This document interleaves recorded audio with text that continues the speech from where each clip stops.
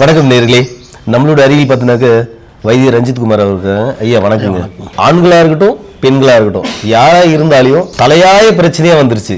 என்னன்னா இந்த முடி கொட்டுறது, முடி வெள்ளையா சீக்கிரமா ஆகுறது, முடி விரிஞ்சு ரெண்டா விரியும், ஒரு சிலருக்கு முடி வெட்டி போன மாதிரி இருக்கும், இந்த மாதிரி வர்றது. அதே மாதிரி இந்த தலையில பாத்தீங்கன்னா நிறைய ப்ராப்ளம் வரும். இந்த புழுவெட்டு, வண்டு கடி மாதிரி வர்றது, பொடுகு, பேனு, நிறைய பிரச்சனை வருது இல்லையா?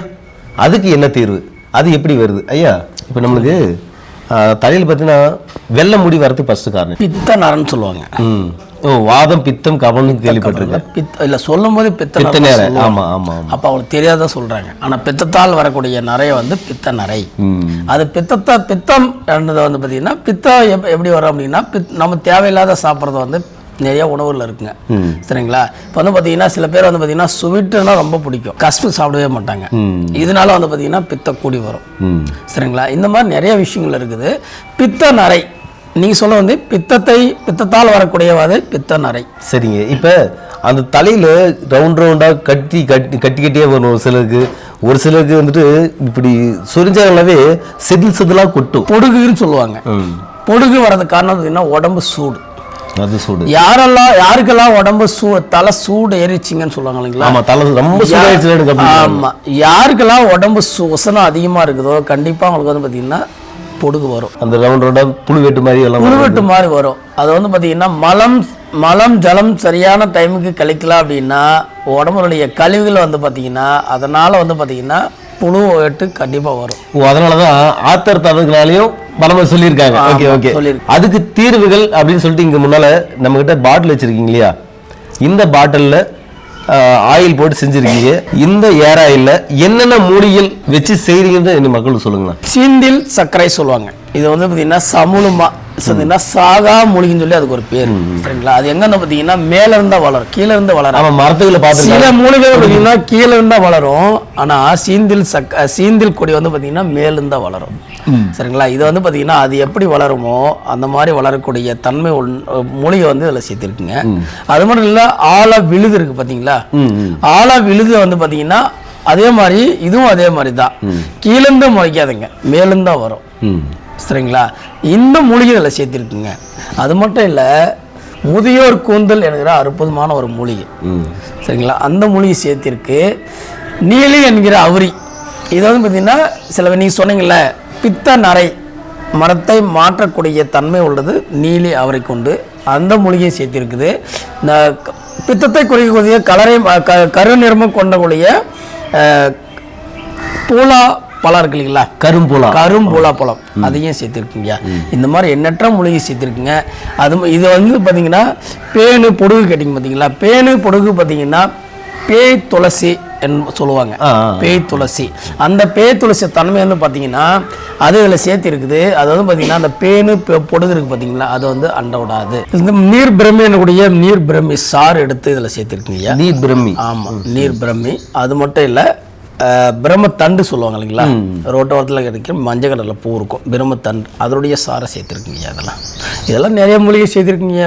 கோபுரந்தாங்கி, வெள்ளை கஷ்டலாங்கண்ணி, மஞ்சள் கஷ்டல், பொன்னாங்கண்ணி,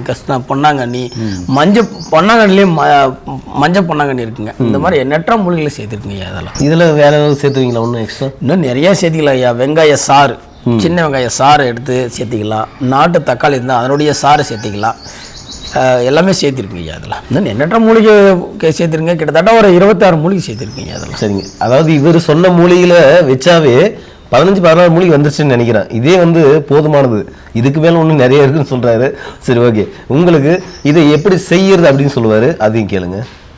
இதை பார்த்தீங்கன்னா செக்கிலாட்டின தேங்காய் எண்ணெய் தாங்க வாங்கணும். கலப்படம் இல்லாத தேங்காய் எண்ணெய் இருக்கணும்.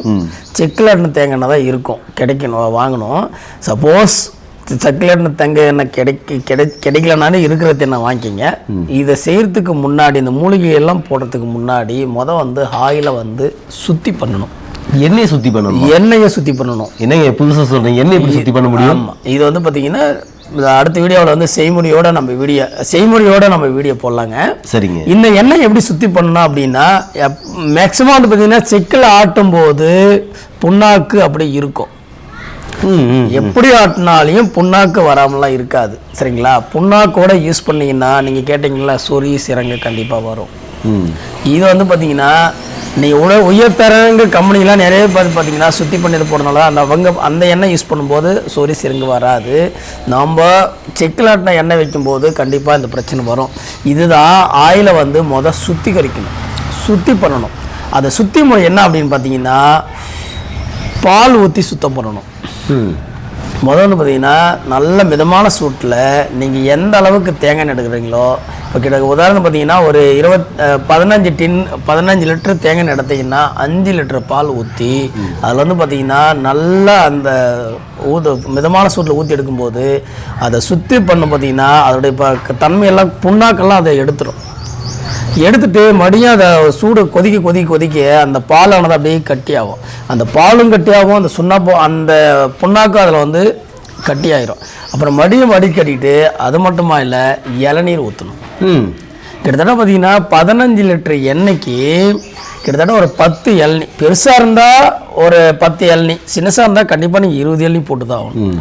இளநீ அப்படின்னா தண்ணியை மட்டும்தான் போட்டுட்டு 2வது சுத்தி பண்ணணும்.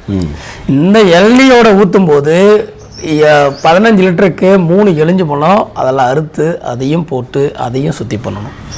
இந்த மாதிரி சுத்தி பண்ணிட்டு பின்னாடி மறுபடியும் மிதமான சூட்டில் போட்டு ஒவ்வொரு சில மூலிகை எல்லாமே போட்டு ஊற வைக்கக்கூடாதுங்க. சில மூலிகைகள் வந்து பொரிச்சு எடுத்துடணும், சில மூலிகைகளை வந்து பார்த்தீங்கன்னா ஊற விட்டுறணும். இந்த மாதிரி எடுத்தது தாங்க இந்த ஆயில்.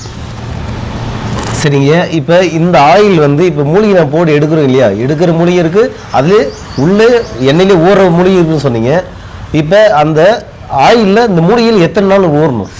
கண்டிப்பாக 7 நாள் அல்லது 14 நாள் 48 நாள் வச்சுக்கலாம். ஒரு மண்டலம் வைக்கலாம். ஒரு மண்டலம் 48 நாள் வச்சுன்னா அருமையான ஊறல் போட்டு வச்சுருந்தீங்கன்னா அருமையான ரிசல்ட் வரும். நன்றிங்க ஐயா. நேரில் பார்த்தீங்கன்னா அவர் என்ன சொல்கிறாரு, இந்த ஆயில் அதாவது நம்மளுக்கு எதனால் வருதுன்னு சொல்லிட்டாரு. உடம்பு உஷ்ணம் ஆகிறதுனால தான் நம்மளுக்கு நரை, திரை, மூப்பாடு, வேக்காடு, சோக்காடு, நாக்காடு சொல்லுவீங்க. அது ஓகே. அந்த மாதிரி வரும்போது நரைகள் வந்து நம்மளுக்கு வரதுக்கு காரணம் பித்தங்கள் அதிகம். அப்போ உடம்பு உஷ்ணத்தை குறைக்கணும்னு சொல்கிறாரு. அந்த உடம்பு உஷ்ணத்தை குறைச்சதுக்கப்புறம் இந்த ஆயிலை எப்படி செய்யணும் அப்படின்னு சொல்லியிருக்காரு. பார்த்தீங்களா எவ்வளோ அருமையாக சொன்னார். அதாவது ஒரு சிலர் சொல்லிக் கொடுக்க மாட்டாங்க. இவர் வந்து என்ன சொல்கிறாருன்னா, முதல்ல எண்ணெய் சுத்தி பண்ணும்போது எனக்கு ஆச்சரியமாக இருந்தது. ஆனால் அவர் சொல்கிறது என்னன்னாக்க அதில் இருக்கிற அந்த தேவையில்லாத அந்த நம்ம சொன்ன புண்ணாக்குண்டு அந்த புண்ணாக்கு சத்துக்கள்லாம் வெளியே வரணும்னா பாலில் சுற்றி பண்ணணும், அடுத்தது இளநீரில் சுற்றி பண்ணணும், அதுக்கப்புறம் தான் மூலிகையில் போடணும். அந்த மூலிகையில் வந்து பொரிச்சு எடுக்கிற மூலிகை எது, அதுலேயே நம்ம ஊறல் போடுற மூலிகை எதுன்னு சொல்கிறாரு. அதனால் அந்த மாதிரி பயன்படுத்துங்க. அளவுகளும் தெளிவாக சொல்லியிருக்காரு. உங்களுக்கு வேறு ஏதாவது சந்தேகம் தான் கீழே நம்பர் போகும், அந்த நம்பருக்கு கால் பண்ணிங்கன்னா வைத்தியரோட ஆலோசனைப்படியும் மருத்துவர்களோட ஆலோசனைப்படி நீங்கள் பயன்படுத்தலாம். நன்றிங்க ஐயா.